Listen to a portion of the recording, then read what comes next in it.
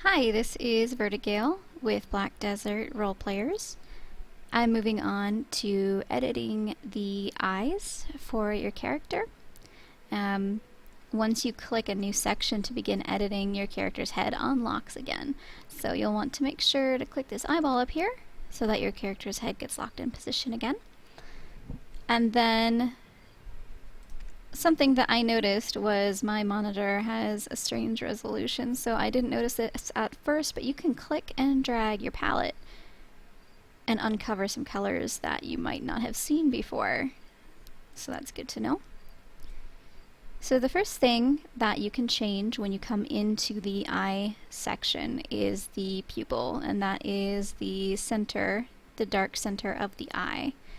The way the eye color works is a little weird. It's a combination of the pupil, the iris, which is the actual color here on the inside of the eye, this blue, and then the lens, which usually is this ring around the outside of the iris, and then it also gives some texture to the iris as well.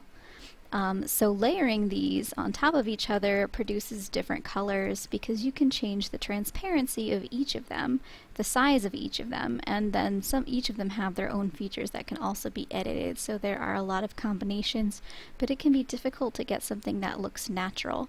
So I've already played with the palette a little bit, so this is not what it will look like in default when you come in for the first time.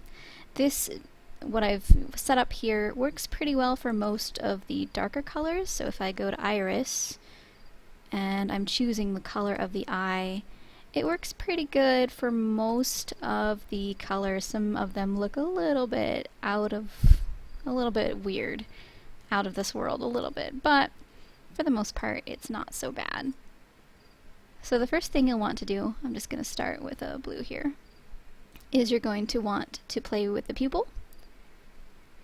And like I said, you can change the transparency of this so they can have no pupil at all if that's what you'd like, or dark. I like to give it a little bit of transparency so that it picks up the color behind it. And you can also change the size of the pupil. It can get a little bit crazy. So I'm just going to keep it as natural as I can there. And then you can change the roundness of the pupil, so it can be a little bit more oval shaped, a little bit thinner, like cat eyes if you'd like.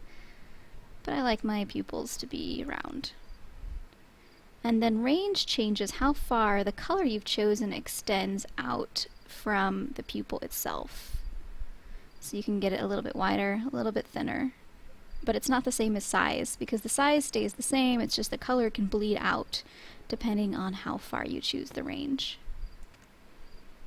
And then you also can change what the pupil itself looks like through these options here. Some of them are pretty unique, so I definitely recommend choosing one that you like. This will give your eyes a lot of character. Kind of like that one. This one's pretty good. We'll go ahead and stick with this one for demonstration purposes. The next thing that you can change is the iris.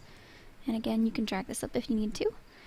The iris is the actual color of the eye, and default it's set with this type of coloring here. This section shows where the color will be put on the eye, no matter what color you choose. So the first option is just a complete wash of color, or you can choose number 2, and the color is more concentrated towards the top of the eye, and the bottom of the eye is more white, which kind of looks more like a reflection. You can reverse it and put more of the color towards the bottom of the eye. And you have all sorts of different options here, so pick whichever one you like. I'm just going to stick with this one for now. Okay, so again, transparency is a big key here. So if you take it down, it really affects the look of the eye. And then again, you can change the size of the iris, bigger or smaller. You can choose whether it gets more of an oval shape or a rounder shape. And then again, you have the range where the color can change depending on how far you go up or down on the range slider. It basically shows how far you want the color to extend onto the feature you've chosen for the iris. And then the next you have the lens, and the lens changes, like I said, the outside of the eye here. I'm just going to go through a couple of them so you can see what is changing exactly here. Usually it's some kind of, I guess, border almost on the iris, and then it also has some texture in the eye itself. And I think this is the closest I can zoom in, unfortunately, to show you. There's a lot of options here, so you can choose which one you like the best. That's kind of nice. Maybe I'll go with that one. And again, transparency is a big key here. So I like that. That's pretty good. I'm actually going to go back into the pupil, bring that tone down a little bit, make it maybe just a little bit smaller. And then I'm going to go back to lens, because this is also where you can control the reflection on the eye. You can see, you can make the eye shinier. See if there's a reflection of light in the eye. And then you can actually control the shine itself, which is a little harder to see. We'll go ahead and do that.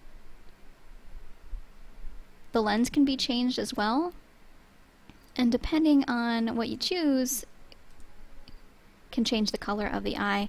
I found it kind of difficult to make some eye colors. Blue's pretty easy. Blue's pretty much the easiest one to make. Green is a little bit more difficult, because as you can see, a lot of the greens are kind of an aqua color. And then the more green looking ones are really light, even when you turn the opacity up. I'm sorry, the transparency. Even when you turn that up, it's difficult. There's a pretty good brown here, but it's difficult to make it dark brown. And I found it difficult to make hazel eyes. I've tried pretty hard to make hazel eyes, and I've only been moderately successful, so I definitely suggest playing around with this a little. Another thing I wanted to mention is that you can make each eye a different color. So if I unclick left eye, then from now on all the color changes that I'm going to be making will apply only to the right eye. So you can give your character some heterochromia if you would like to. And that looks pretty good, so I'm going to leave it like that. And I'm going to uncheck this box over here so that it goes back to the actual hairstyle I've chosen for the character so far. And the next section we'll be talking about is the hair itself, how to change the shape of it, and also how to get some color combinations that aren't actually available, but you can kind of fluke it a little bit by combining different tones of colors. So join me for that next.